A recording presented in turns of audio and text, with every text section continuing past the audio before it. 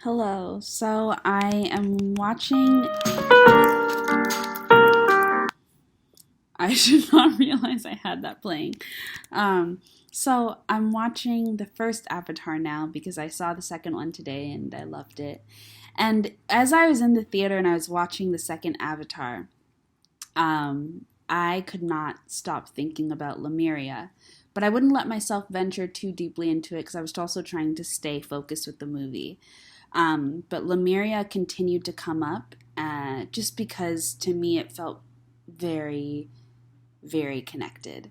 And I've been having a lot of dreams with water and beaches and kind of the same scenery as in Avatar in terms of how the nature looks and so luscious and so vibrant. Um, and I hadn't thought about Lemuria in attachment to those dreams, and I'm not sure if they were even connected, but that did seem significant. And as I'm watching this movie, and I truly think James Cameron is a genius, and just in the way that I just think he's created something really special.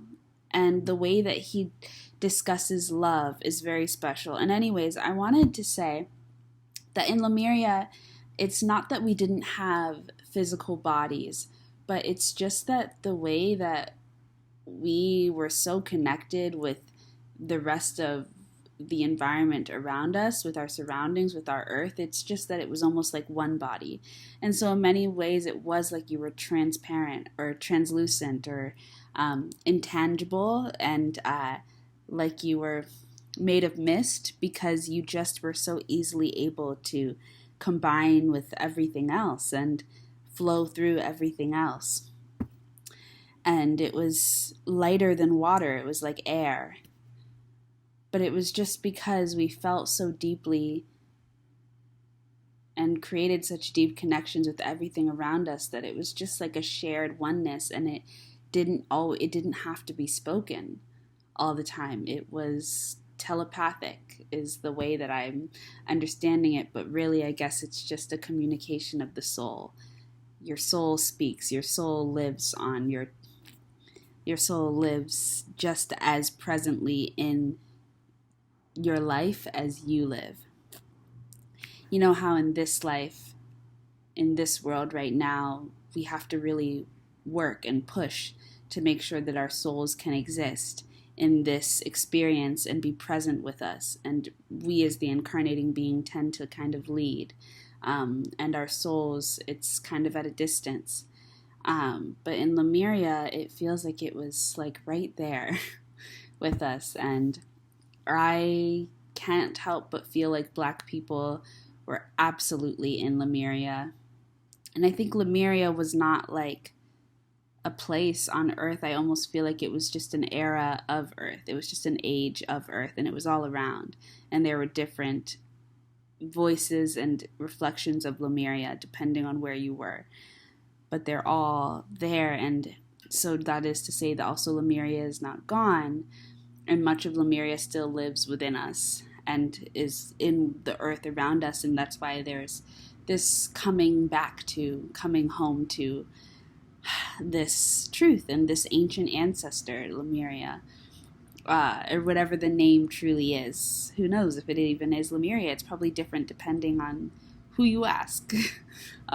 Once we really get to begin to ask more questions and we get to begin to reclaim that experience beyond what somebody might decide is a legitimate experience or understanding of Lemuria, you know? So, yeah, just wanted to add that in.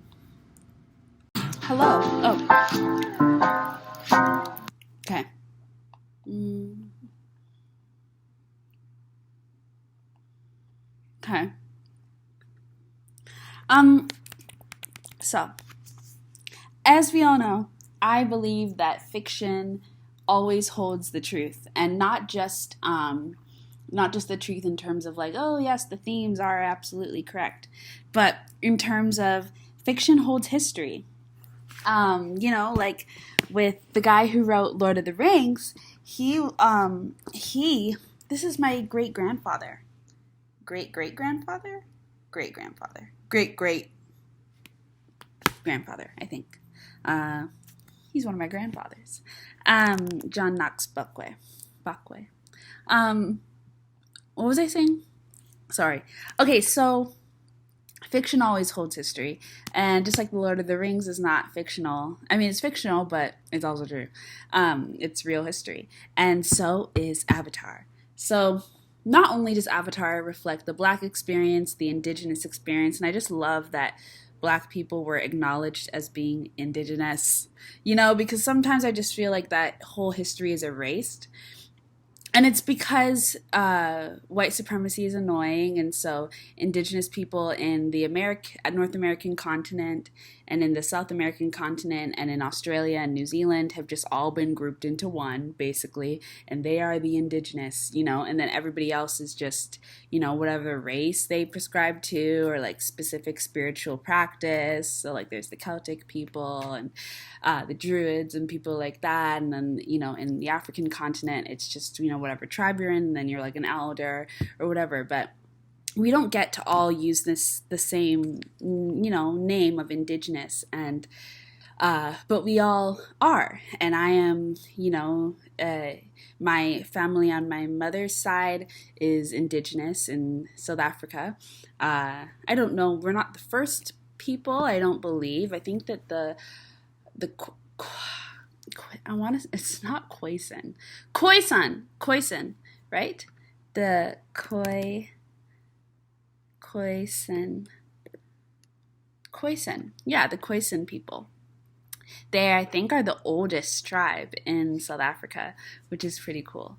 But I'm from the Xhosa tribe, so I would also consider us one of the indigenous tribes. We're not the first, I don't think, but we are connected at least to that area of land, geography, somewhere in the southern region of the African continent. Why was I saying all this? Yes, Avatar. True history. Not only do I think it reflects the actual history or the elements and experiences of Lemuria, what we call Lemuria, which might just honestly be considered like the world before colonialism became what it is, and then during that time when things began to get destroyed. Like, I feel like Lemuria could even be understood as that. I feel like I said, Lemuria, I feel like is an age, like it's a time span on Earth, not just a place. I don't even know if it is really a place, rather than just a spiritual age on Earth. I think. And I wanted to say that because I'm watching this movie and it's so good. It's so good. And I'm like, I wish I could remember how I felt when I saw it the first time. I know that I loved it, just like many of us did. It was a hit. It was awesome. It was awesome. And watching it again, it's just as amazing. And I want to honor it by speaking about it and legitimizing it as not just fiction, but fiction that's true, that's not fake. It's, it's the mystical. It's the mystical, but it's fact. It's history, and I believe that to my core. It's just, I can't help but believe it to my core, and yeah, it's powerful. So I guess I just wanted to come on here and say that. Okay, so I'm close to the end of the first Avatar now, and I was just thinking about, because with this movie, I haven't been having the same emotional reaction that I had to watching Avatar, The Way of Water, and this movie, it's very different in the fact that we get to see a lot more from the colonist perspective. Like, the movie is dominated by Jake, and when he's still in the in-between, and we also see a lot more of the war, military state, a lot more of the white gaze dominates that film. It's more like 50-50. Versus in the second Avatar, it's really heavily in the world of the indigenous people. And I'm thinking about why I've had such a different reaction. And while I've really enjoyed watching this movie, it's definitely different. With the one that I watched today, I can't explain it to you guys, but it was really very emotional. And it wasn't just emotional because it was an emotional movie. There was a spiritual recognition, there was a human recognition.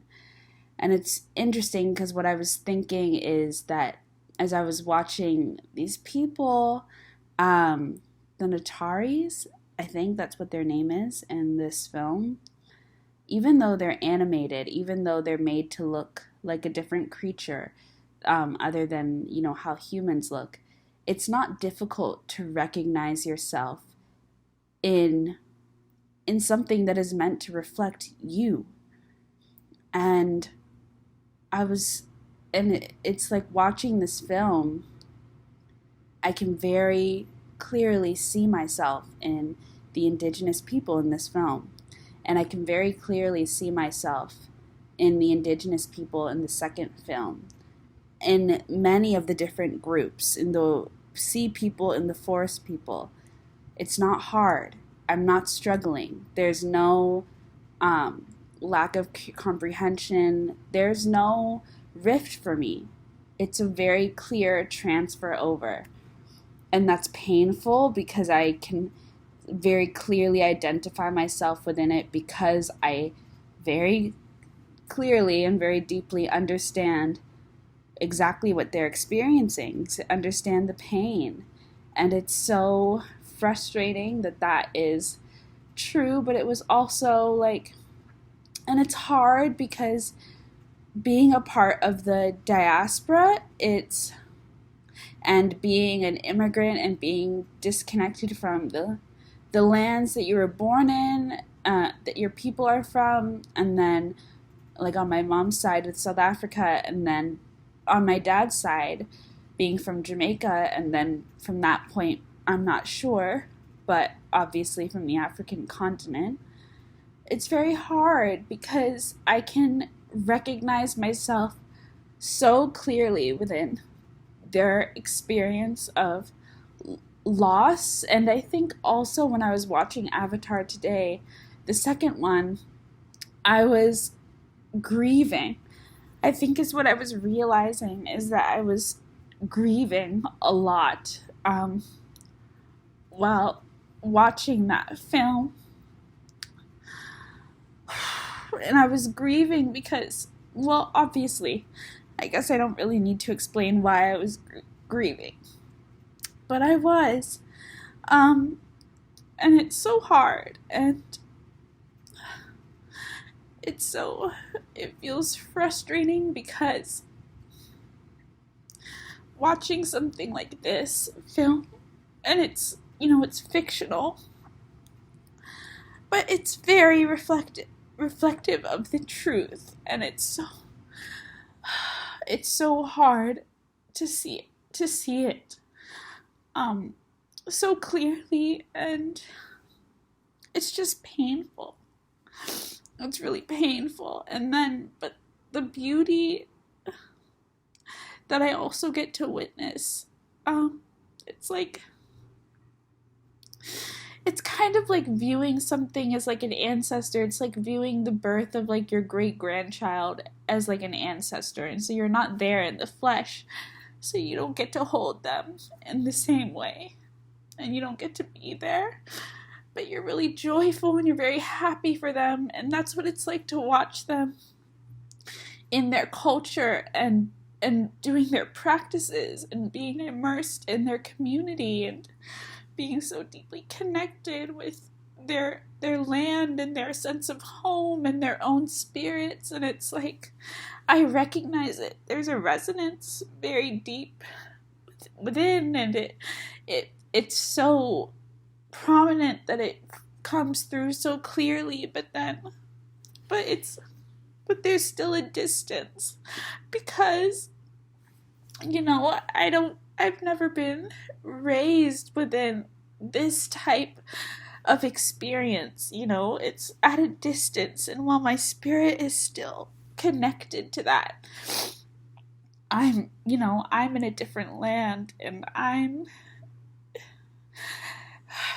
just been raised in a different world, and it's so painful to have that reminder, and it's so hard because I just want so much justice, and I just want so much peace for my people and so much healing. And watching this movie, it was hard because I forgot just how much they lost. In the second movie, it was such a relief because we didn't have to watch so much trauma. Like, there was trauma, but we didn't have to watch it all happen. um we didn't have to, it wasn't dominating. In this movie, it dominates. As much as we do get to be in the world, there's a lot of loss, and it's hard because like their sacred oh god, their like they have this sacred tree, and that's where their ancestors are, and that's where they store their memories.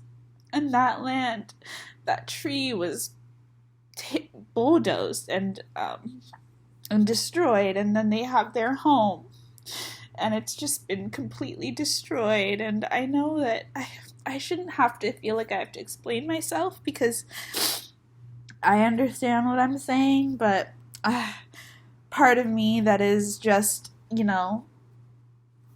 a child of this system feels kind of embarrassed crying about this film, but I'm crying about my own history. None of this is fake. And, I do feel really connected to the forest people, especially as a Black person. And in understanding that, especially a Black person with the history of slavery, and with the way that white people have come in and completely destroyed so much, and stolen so much, and killed, and just ruined so much without a care. And it's really hard, and so much that is sacred is just gone, and it just has to be rebuilt, and you just have to keep going, and you have to be strong. And it's so hard because it's kind of it feels like the grieving is never ending, especially because there's no like solid grounded place where our people lie. And even with thinking about my own ancestors, like in South Africa, I know where some of my ancestors are buried, but South Africa also has the history of apartheid. But in Jamaica, we know where some of my ancestors are buried because some of my family has land. But then it's hard because we don't know. I don't know if I'll ever get to go to that land, because so much of my family is afraid to go back home because of the violence and the problems with living back there once you've left, because of the assumptions around wealth that you might have. And all of that is because of colonialism.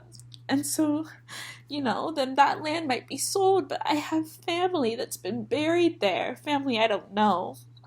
Family I've never met. And this is a piece of land that's ours that I don't know if I'll ever get to see because it won't feel safe. But this is, the one thing that we kind of have that is ours within a piece of land that we built such a connection to through slavery. And then beyond that, I don't know. Like, there's so many ancestors all across Jamaica that have been buried in places, and you wouldn't know where they are, like the whole island, because of the plantation systems and just colonialism. Our people are everywhere, and it's kind of like every site feels like every place is a graveyard. And just watching this film, it's just a reminder of the way that death and life become so bonded in a way that it's not really meant to with colonialism, so bonded into the ground, and where life was meant to be grounded, death becomes grounded, but in a way that's not sacred. It's in a way that is evil, and it's just so hard because you just have to grieve it, and then you have to move on, you have to move forward. But, you know, what was lost is lost, and there's no getting that back. And there's, I don't know if there is any amount of justice that means anything to replace what's lost. I don't know if there's any amount of justice that does anything significant. And it's just, when I think about what my people have been through, it's too much. And I don't think, only we will understand. But that's hard because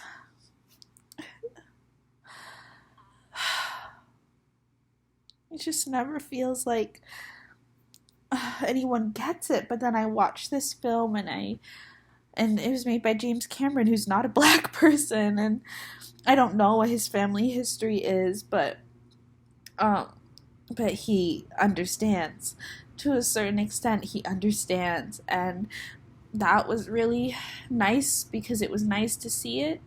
And I really do. I prefer the second film just for the fact that I don't have to experience as much trauma, but it did trigger a lot of grieving because I saw so much of the land, and when I got to see so much of the land and the earth, but Pandora, it was a different type of grieving that was triggered, and I was again so easily able to identify myself within the land and see myself. And it didn't matter that this was fiction, and it didn't matter that this was another planet and that they were saying that these were humans and this. No, like, they are us. I don't identify at all with the way that humans are characterized in the movies, and that's because it's not a representation of humanity. That's a representation of white people. And yeah, and white supremacy and white power, and it's just so hard sometimes. It's just very hard, and I think I was just experiencing that. But this is an incredible film. It really is. And yeah, so yeah. Okay, bye. Alright, I'm back, and I'm no longer crying, but I did want to say a little bit about why I didn't like Black Panther, because it feels like this is it's the right thing to do, to also talk about why I didn't like Black Panther. So, and this is the second one I'm talking about. The first one is what it is. I'm not going back to that. And I didn't dislike it all that much. I didn't dislike it. But the second one I had a very visceral reaction to, and I didn't enjoy it. But my sister was saying there is something to be said for how much it triggered us, and that is true. But, so there are a few things that I felt very, very uncomfortable and kind of hurt by, and honestly betrayed by watching that film. And the thing that I mentioned before was the fact that the Atlantic Ocean was such a big fighting place in that film. And for me, it was triggering because the Atlantic Ocean will never not mean, especially to me when you're talking about ships and Black people, it will never not be a gravesite for chattel slavery and for the Middle Passage. And I will never not think about all of the Black people and all of the people who were stolen and kidnapped, who were killed on that boat and went over the edge into the water, who jumped, who just didn't survive. I will never not think about the Atlantic Ocean in connection to that. And I thought that it was very cruel to have that be a main fighting place, especially between people of color, both indigenous people, have that be a main fighting place for that film. It didn't make sense to me.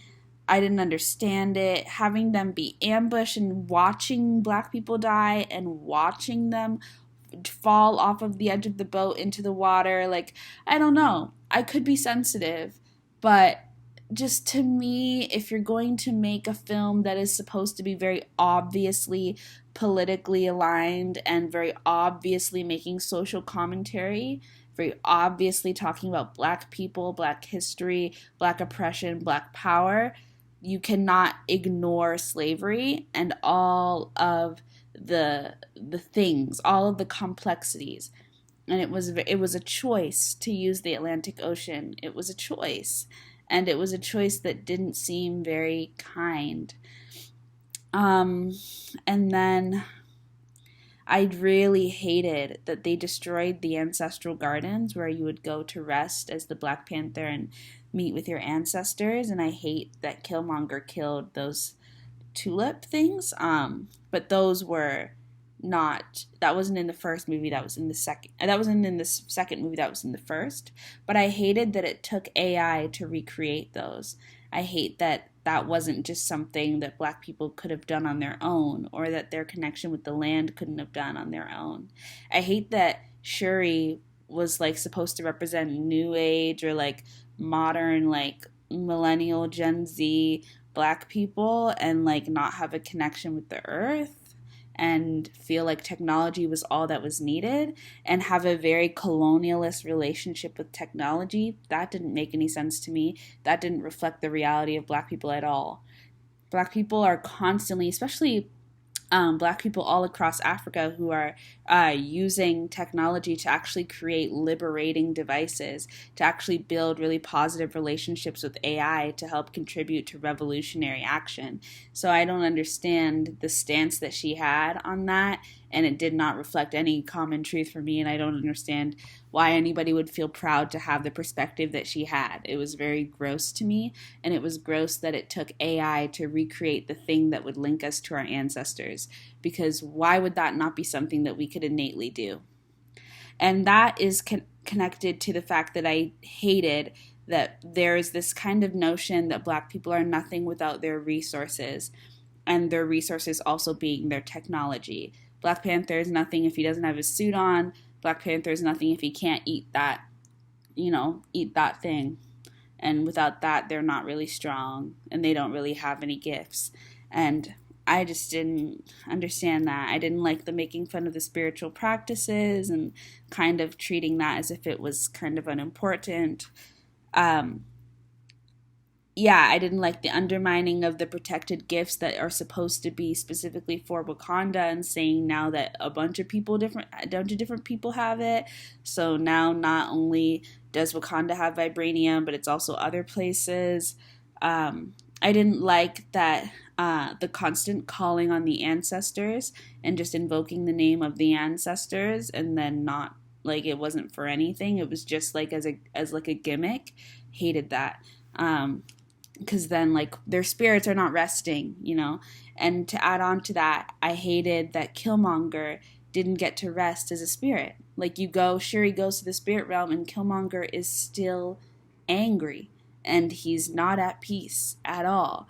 And so it's like, okay, so then we never get peace. Like, we're always angry. We're, especially and he's representing the diaspora, so we're just always going to be mad. We're just never going to get to feel peace. We're just always going to be stuck. Really? Didn't make sense to me. And I thought the acting was really bad, which didn't make sense to me because everybody in that film is a great actor. So I was confused. And the only person whose acting I did like was the guy, the mountain man. So yeah, I feel like I'm being kind of cold and harsh, and I don't want to be that way, but sometimes you have to be harsh with your people, because you can't create things like that and then expect support when you're being disrespectful, in my opinion. And if anyone's going to be honest with each other, you've got to speak to each other about that. And so I don't want to stand by and pretend like I enjoyed that film. And, well, I wasn't telling anyone that I enjoyed it, but just to be very clear, I did not enjoy that film. And I guess I wanted to add that on because I'm starting to get a little pissed off by the ending of the first Avatar. But it's not done yet, so I'm going to give it the room. I'm going to let it breathe and see how it actually ends. But, just little triggers. But it's also because I'm in a sensitive space now, because I'm very emotional thinking about everything. So, yeah, that's just my little bit on why I didn't like Wakanda. There might be more things, but I forget. And, of course, I also didn't like what they did to the indigenous people from South America. I don't remember where they're supposed to be from. Like, I don't remember what country they're supposed to be from or what region they're supposed to actually be from, but I don't like the way they were characterized either. Like, everything just felt really evil, and it felt like they were making a joke of all of our spiritual practices, or making things feel evil and like dark in the way that dark is connotated with bad. So yeah,